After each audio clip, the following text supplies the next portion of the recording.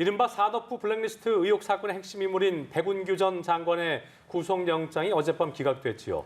이를 놓고 정치권의 목소리는 엇갈리고 있는데요. 네, 국회 취재기자 연결해서 자세한 내용 들어보겠습니다. 나경유 기자. 네, 먼저 민주당은 백운규 전 장관의 구속영장 기각으로 이번 수사가 보복 수사였음이 드러났다는 입장입니다. 우상호 비상대책위원장은 검찰의 무리한 수사에 법원이 경종을 울렸다 이렇게 평가했는데요. 이어 정권 교체기 공무원 임기를 어떻게 할지 제도 개선을 논의할 문제지 수사 대상은 아니라고 강조했습니다. 또 국민의힘 권성동 원내대표를 정면으로 겨냥했는데요.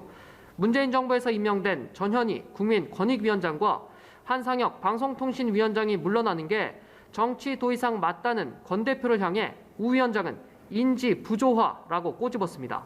산업부 블랙리스트 사건과 결이 크게 다르지 않기 때문입니다.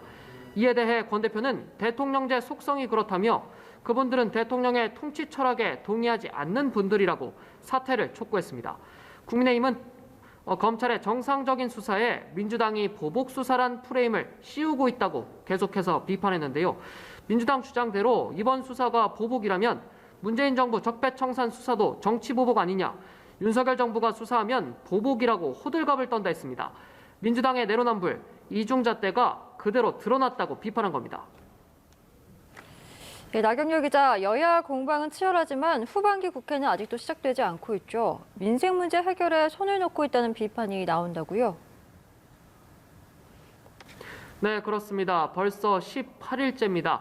문제는 지금도 여야의 원구성 협상이 진척을 보이지 않고 있다는 점입니다.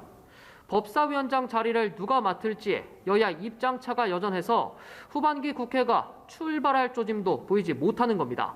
국회의장단 선출은 물론 상임위도 구성되지 못해 국회 입법이 그야말로 마비된 상황인데요.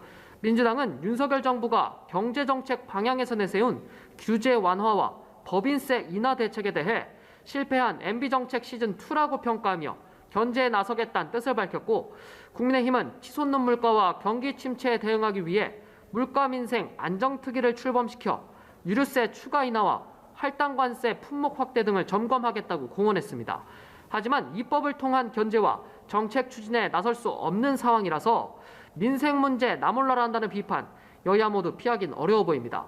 국민의힘과 민주당 이렇게 모두 민생을 외치곤 있지만 니탄만 하며 원구성 협상엔 적극적이지 않은 모습입니다.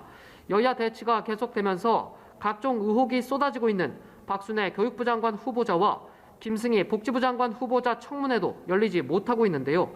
김창기 국세청장은 청문회 없이 임명됐는데 2003년 청문회제도 도입 이후 청문회를 거치지 않은 첫 번째 사례였습니다. 민주당은 자체 검증이라도 하겠다면서 박순애, 김승희 후보자 검증 TF를 출범시키며 두 후보자의 음주운전 의혹과 정치자금 유용 의혹을 부각했습니다. 지금까지 국회에서 전해드렸습니다.